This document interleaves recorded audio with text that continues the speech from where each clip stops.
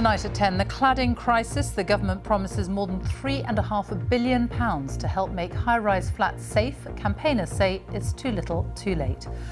Flammable cladding is being removed, but there are still at least 700,000 people living in blocks covered with dangerous material.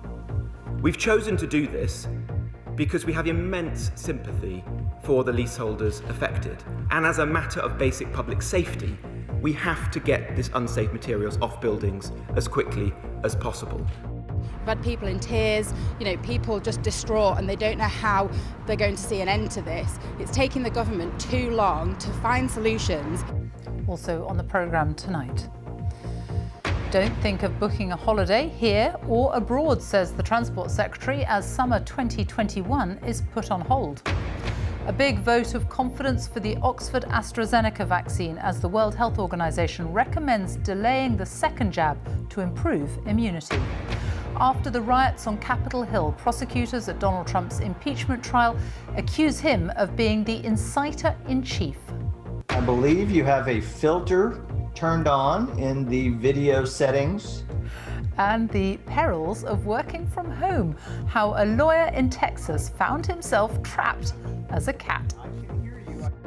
And coming up in sport on BBC News, Manchester City win a record 15th straight game in all competitions, reaching the quarter-finals of the FA Cup with a 3-1 win at Swansea.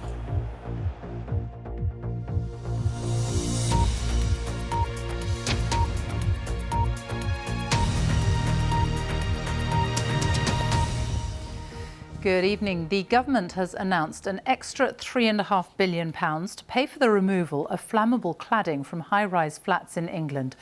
More than 3.5 years after the Grenfell Tower fire, there are still at least 700,000 people living in blocks with dangerous cladding. Ministers have been under considerable pressure to do more to help.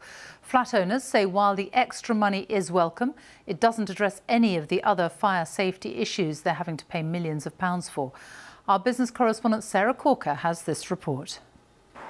I'm bankrupt. A lot of other people are on the way to going bankrupt. Caught up in Britain's growing cladding crisis, thousands of people are trapped living in unsafe flats. It's not our fault. We're not to blame for this. They're now facing life-changing bills. People across the country are crying out for help. In Manchester, Ben's building has multiple fire safety faults. His repair bill alone runs into tens of thousands of pounds. We don't know where we're going to get that money from. We as leaseholders feel like we're just at the short end of this horrible, horrible mess where we're just not being protected by the government like they promised us that they would. Today, the government announced an additional £3.5 billion for the Building Safety Fund to remove cladding for tower blocks over 18 metres. For buildings under that height, there'll be a new loan scheme with repayments capped at £50 a month per leaseholder. And to force the industry to contribute, there'll be a levy or tax on developers which build future high-rises. This exceptional intervention amounts to the largest ever government investment in building safety. We believe in home ownership, and today we firmly support the hundreds of thousands of homeowners who need our help now. And so I think this is the right judgment. But campaigners have reacted angrily. They say loans for smaller blocks are not the answer. I've had people in tears, people just distraught, and they don't know how they're going to see an end to this. The amount of money that they've released is not enough, and once again it doesn't cover all of the issues. Since the Grenfell Tower fire, safety inspections on other high-rise buildings have exposed not just flammable cladding, but other fire safety problems too, including defective insulation and missing fire breaks. But there is still no government money to fix these faults, and it's flat owners who are still facing big bills. Labour called the proposals an injustice. Homeowners shouldn't face bankruptcy to fix a problem they didn't cause. Unfortunately, these proposals will still leave too many people struggling and facing loans instead of being given justice. And the Conservative MP for Stevenage said he watched the announcement with his head in his hands. We don't believe that leaseholders should have to pay. And the very idea of loans and the way in which they were announced, it's a punch to the guts to millions of leaseholders up and down the country. after years of pressure on the government to do more to help flat owners. This has been broadly welcomed by concerned Tory backbenchers. But those stuck in flammable flats say it's still taking too long to get a grip on this crisis. Sarah Corker, BBC News in Manchester. Let's talk to our Deputy Political Editor, Vicky Young at Westminster. So why all this extra money now? Well, lots of Conservatives I spoke to today say, look, these are leaseholders. We are the party that has championed home ownership. These are the kind of people we should be helping. They are in this predicament through no fault of their own. The big question, though, is who pays for this. It was very striking listening to the government today, trying to come up with a balance. Yes, there will be a levy on the industry. Leaseholders will have to come up with money in some circumstances. They don't want the entire bill to fall on the taxpayer, many of whom, of course, couldn't afford to buy houses themselves. There's also a question, I think, of how long this has all taken. A pattern has emerged throughout this, and that is that the government starts to try and address one issue. They try to look at public housing, then it moves to private housing, one type of cladding, then another. Fire safety aspects, which aren't even covered by this today, which do need to be sorted. I think the scale of this really has gone beyond anything any minister would have thought when they first started really trying to right the wrongs of Grenfell. So I think, yes, a significant intervention by the government today, but the campaigning certainly will not stop here. Vicky Young, thank you. Meanwhile, the Grenfell inquiry heard today that the company that sold the cladding used on the tower knew 4 years before the fire that it was flammable. But the firm, Arconic, didn't withdraw the product from sale. Well, our Home Affairs correspondent Tom Simons has been listening to today's evidence, and just tell us a bit more about what was said. Well, Arconic made the flat panels that cladding is formed from and then put on the sides of buildings like Grenfell Tower, and also like the buildings that Vicky's been talking about, caught up in this building safety crisis. It has always maintained that it just made the raw materials. It wasn't responsible for how they were used. But I think we heard three important pieces of evidence today. The first was that Arconic tested its product in 2011 and it was found wanting, and they didn't, they decided not to tell customers unless customers asked about fire safety.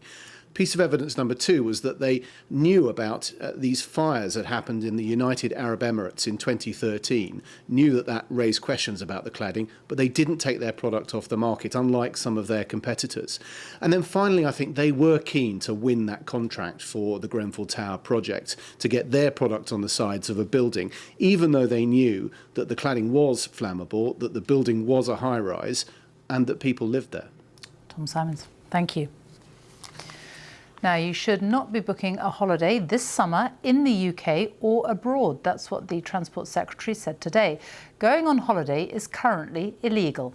Tonight, the Prime Minister said it was too soon to say whether holidays would be allowed by the summer, but he hoped to give more clarity later this month. Our political editor, Laura Kunsberg, reports. The excitement of a plane ride when your feet don't touch the floor. Hello. Hi, guys. We're the Fellows family. Harry and Chester, 8 and 6, might be waiting a long time before splashing into the pool in France at the campsite. After months of homeschooling and home working, the furthest the Fellows family are going at the moment is the loft. Consistently, the government has given us a very mixed message. It's a bit of a blow. I'm sure, like millions of other families, equally, we'd be happy to go to Birmingham, Manchester, anywhere to get out of the house. This morning, the man who's in charge of how we get around said we shouldn't book a holiday at home or away. Please don't go ahead and book holidays for something which, at this stage, is illegal to actually go and do, whether it's here or abroad. And then, further down the line, I simply don't know the answer to the question of, where we'll be up to this summer. But some of his colleagues have put holiday plans in their diary. I'm going to Cornwall. I've said before, I think we're going to have a great British summer. Should you plan for that? Going on holiday abroad is banned right now, and under lockdown you're only allowed away from home for limited reasons. You can, though, book for months to come. Whether anyone wants a repeat of crowded beaches in Britain last summer is a different question. The hope, at least, is clear, that by the summer, with the spread of the vaccine and the squeeze on the disease, that tourist spots could, in theory, be buzzing once again. And there is rising frustration among some of the government's own MPs that ministers somehow seem to keep postponing the future. But inside government, there's a real reluctance. Ministers just don't want to make promises they may later have to break. And despite progress, the effects of the pandemic won't disappear fast. Travel's already been hammered by recession and restrictions at the border. The last thing the industry wants to hear is ministers urging us not to book. Should members of the public be booking summer holidays or not, whether at home or abroad? Because the Transport Secretary this morning warned people against booking anything at all. As everybody knows, it's currently illegal to go on holiday. That's the state of play at the moment. We're looking at the data every day. I'm afraid it is just too early for people to be certain about what we'll be able to do this summer. So he didn't repeat his minister's warning. What the government could do for families is to stop putting out mixed messages. So the Prime Minister 1 week was saying he's optimistic about holidays. Then got the Transport Secretary saying, don't book a holiday. That isn't helping businesses. It's not helping families. Of course it's difficult. Nobody quite knows where we're going to be by the summer. That's the Fellows family signing off. For the Fellows family and millions of us, it's just not clear when a holiday will be a reason to say goodbye. Laura Koonsberg, BBC News, Westminster. Bye, boys. Say bye, bye. There have been new warnings today about the impact of the pandemic on NHS frontline staff, morale and well-being. The Royal College of Nursing says staff are on their knees and that goodwill has been exhausted. The Royal College of Physicians has called for staff to be given scheduled time away from the frontline when the worst is over. Our health editor Hugh Pym has spent a day at the Royal Free Hospital in London, where psychologists have been working with staff in intensive care. Families, they're upset. We shed tears for our patients, we do. Charlou only started her nursing career in September, but already she's seen more deaths and bereavement than some who've been nursing for many years. The bag comes like Here there's better news. So how have you been feeling today? Not bad, yes. It's a bit cold, but yeah, and the it's snow's snowing here now, so isn't yeah. it? Jenny has recovered from COVID-19. To protect her parents, Charlou has moved out of the family home and is living on her own. You don't have time. You know, if a patient dies, I have 7 other patients to take care of. I have to cry and wipe my tears and go to my next patient and say, hi, you ready for your evening meds? And be happy because they won't know. But when you go home and there's silence and there's no family, that's when it hits. When people die and when we can't actually make them better, I think the feeling is so awful and so overwhelming and so devastating. Claire is head chaplain at Royal Free London. Her role involves visiting patients in the wards and comforting their families, and she supports staff and understands the immense emotional strain on them. When you're in the middle of that trauma and seeing patients dying, and also in very traumatic circumstances, often alone, I think for staff that's just incredibly heartbreaking, and things that might happen once a year or once in a while are happening every day. Let's go, guys. Thank you very much. Lovely. Thank you. Let's go. Thank you. We just try to help as much as we can. Support for frontline staff includes free meals, and Sid's job is to provide them. Sorry, can you get me another trolley, please? His team deliver packed lunches and food at other times to intensive care and general wards. We're doing about 1,400 meals a day. We are 24-hour operation, so 7 days a week. In their short breaks, staff simply don't have time to get down to the hospital canteen. So we are here to support them, we are here to help them. Okay guys, 8 more Door please. opening.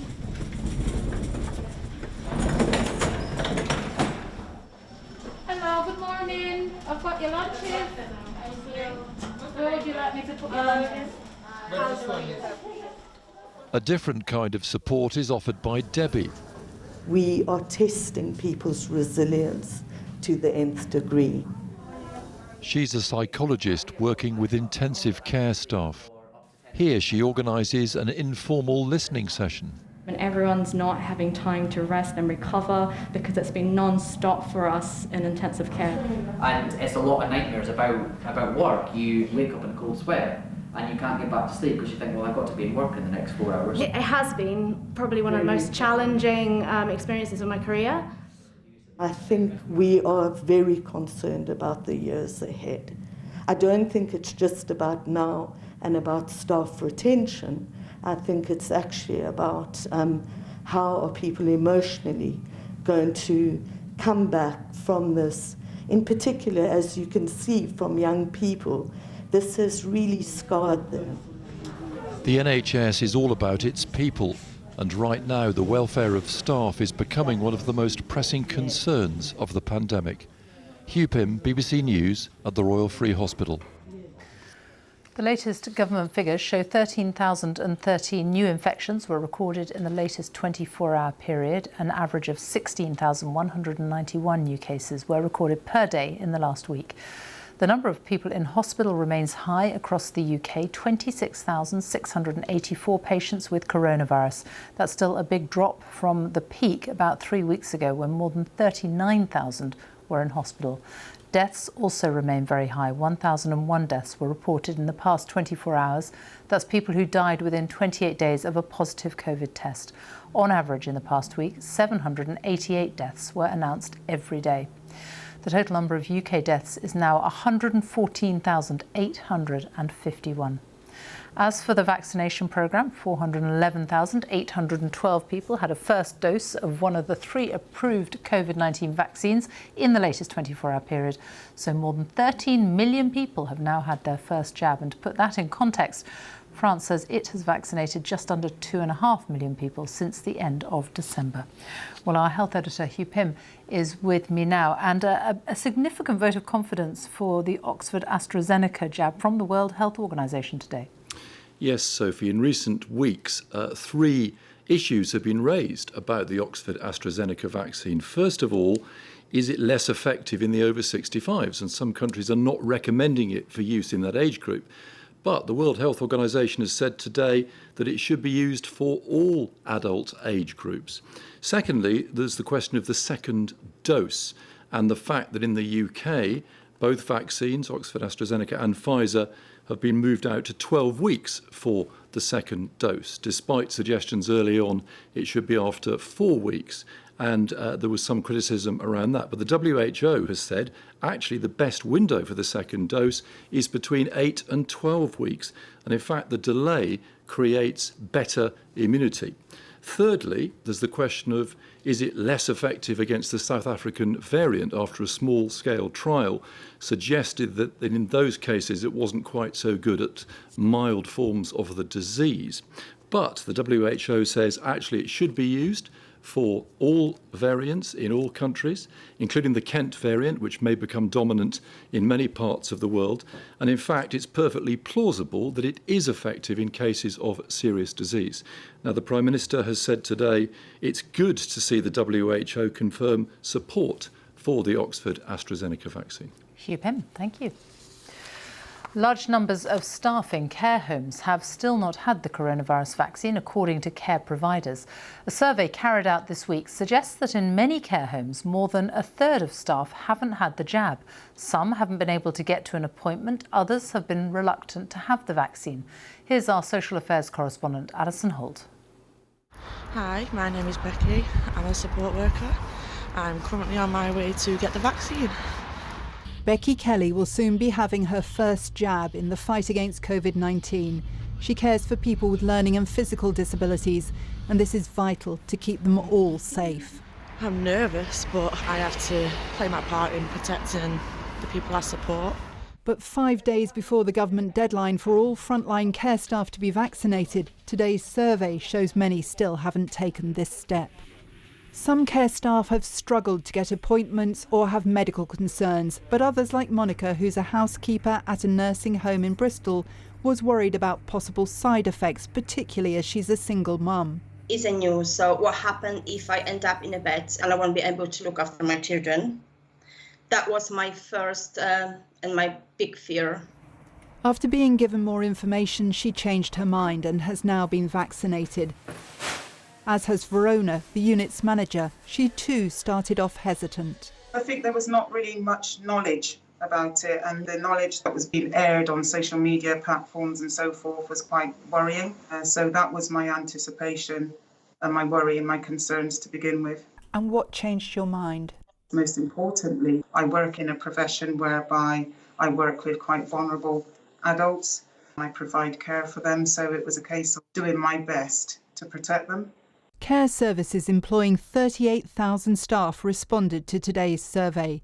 They were asked whether 70% or more of their staff had been vaccinated.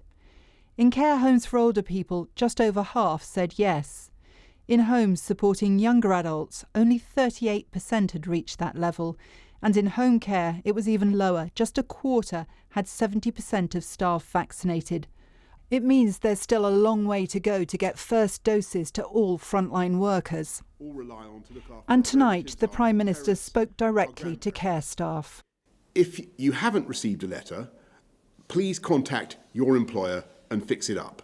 And let me stress that these vaccines are safe and effective. Trevor Salomon's wife Yvonne is in a care home. She has early onset dementia. If everyone is vaccinated, it offers him the hope of seeing her properly. My view is that we are reaching a period of illogical decision-making about keeping visitors out. Because if my wife has been vaccinated and I've been vaccinated, and I'm certainly abiding by government guidelines not to socialise, I don't even see my own children at the moment, then arguably I am perhaps safer than those carers who are going in and out of the home who haven't been vaccinated. It underlines the importance for families, care staff and those they look after of having the jab. I feel good knowing that I've protected my family and the people I support. Alison Holt, BBC News. Facebook says it will take tougher measures to tackle racism online after a number of high-profile footballers suffered abuse on social media recently. The government has warned tech firms they could be fined 10% of their global turnover unless they take steps to prevent it. A senior executive at Facebook has told our sports editor Dan Roan that she is horrified at the continued racist abuse. They're among a growing list of footballers subject to online racial abuse, a recent spate of incidents heaping pressure on the social media giants. Today, the biggest of all, finally addressed the issue. Facebook, which owns Instagram, saying they were determined to tackle the crisis. I'm horrified at the type of abuse that people, especially these footballers, have to deal with. As a company, we're disappointed to see that sort of behavior that plays out offline also playing out on our platform. Today, Facebook announced what it called tougher measures, vowing to disable the accounts of those found to have repeatedly sent abusive private messages on Instagram. Are you only taking these measures now because of the wave of revulsion and criticism that you and other platforms have received? So we've had ongoing conversations around abuse and hate on the platform for a while. And we've continuously released features and iterated on policies. We thank the footballers and other high-profile individuals who are talking about this abuse. We know we need to do more. We absolutely recognise that. With abusers often hiding behind anonymity, many critics want the platforms to require a form of ID from anyone opening an account. So why is that not happening? If we were to insist on people having to use both government or passport details before they can access the accounts, we'd be barring initial access to the very people who use our platforms to create the communities that they currently have, whether that is around Black women, around immigrants. And so we're very conscious about making sure we allow for that access. Racism is a much bigger societal issue, and we recognize that we're just a small part of how we can have those conversations to fix it. Do you accept, nonetheless, that you are an enabler of hate? No, I don't think it's to imply that it's about enabling, I think would be inaccurate. Bristol Rovers' Mark Little's among a record number of players racially abused on social media this season. Here's one of several cases the police are investigating. It's just confusing for me, as what they've kind of announced today is what I assumed was happening before. But I do feel that the police need a little bit more help from the platforms that this abuse is happening on. With football continuing to unite against racism, the government has promised new laws to make big tech more accountable. Today it welcomed Facebook's announcement, but said more needed to be done. Dan Rowan, BBC News. Prosecutors in Donald Trump's Senate impeachment trial have accused him of being the inciter-in-chief of last month's deadly riots at the US Capitol building. It comes as the former president faces a separate criminal investigation in Georgia, where he's accused of attempting to overturn the state's election results. If found guilty, he could face jail. From Washington, our North America editor John Sopel reports. Day 2 of the Trump impeachment trial, and harrowing new pictures and sounds of what unfolded on January the 6th. The disbelief of the police. They're throwing metal poles at us. Cruiser 50, give me DSO up here now! DSO! Multiple law enforcement entries! DSO, get up here! The prosecution argument, this was the direct consequence of Donald Trump's words and actions that day and in the weeks leading up to it. Donald Trump surrendered his role as commander-in-chief and became the inciter-in-chief. And he told the story of an African-American policeman who'd fought the protesters for hours to defend the Capitol. The Trump legal team were given a kicking for their poor performance yesterday. Donald Trump was reportedly furious, and this Republican senator changed his vote. He was so appalled. The issue at hand is it constitutional to impeach a president who's left office? And the House managers made a compelling, cogent case, and the president's team did not. But it looks like the former president has the votes to avoid being convicted and banned from ever holding public office again. But even if Donald Trump's impeachment problems go away, his legal difficulties don't. They're piling up. And in Georgia, it's been confirmed that a criminal investigation has been launched after the president tried to persuade that state's Secretary of State to find him extra votes so that he would win and not Joe Biden. What makes this deeply problematic for Donald Trump, who was campaigning in Georgia after the election, is that him asking for those votes is not a question of rival accounts. It's on tape. I just want to find 11,780 votes, which is one more than we have, because we won the state. Election interference, one of the charges being looked at, is a felony offence. In other words, a crime that carries a prison sentence of more than a year. The mayhem at the Capitol grew out of Donald Trump's repeated claims that the presidency had been stolen from him. It would indeed be ironic if he were the one man charged with interfering in the 2020 election. John Sopel, BBC News, Washington. Scotland's First Minister Nicola Sturgeon has refused to say if she will resign if she's found to have broken the ministerial code in relation to the investigation into former First Minister Alex Salmond. At First Minister's questions, Ms Sturgeon insisted she does not believe she breached the ministerial code and said she would not answer hypothetical questions before the investigation publishes its findings. 4 councils in England are being given emergency government funding because they're unable to balance their books. The authorities named as being in the most serious trouble are Bexley, Eastbourne, Luton and Peterborough. Community Secretary Robert Jenrick said the pandemic was responsible in some cases, but in others very poor management was to blame. Labour said that council budgets have been stretched to breaking point. A man described as one of the most prolific child sex abuse offenders ever investigated has been sentenced to 25 years in prison. David Wilson pleaded guilty to 96 offences relating to 52 boys at Ipswich Crown Court in November. Some of his victims, who he targeted using social media, were as young as 4. And finally, to the perils and pitfalls of working from home online. Zoom meetings have meant that millions of people haven't had to travel to work during the pandemic. And they've also provided some unexpected moments of comedy as people grapple with the technology. John Kay reports on the lawyer in Texas who has unwittingly cheered up millions. Rod Ponton, West Texas attorney, appearing in court over Zoom. Mr. Ponton, I believe you have a filter turned on in the video settings. You might want to take we're a trying look. to, can you hear me, Judge? I can hear you. I think it's a filter It is, and I don't know how to remove it. I've got my assistant here. She's trying to, but... It seems his secretary's daughter added the filter, but the highly qualified legal team didn't know how to take it off. I'm here live. I'm not a cat. I can see that. Today, with his fur finally removed, he spoke to the BBC. I did not know that Zoom could turn me into a cat, and I did not know that a cat Zoom could turn me into an internet celebrity, but it all happened in just a matter of hours. I'm prepared to go forward with it.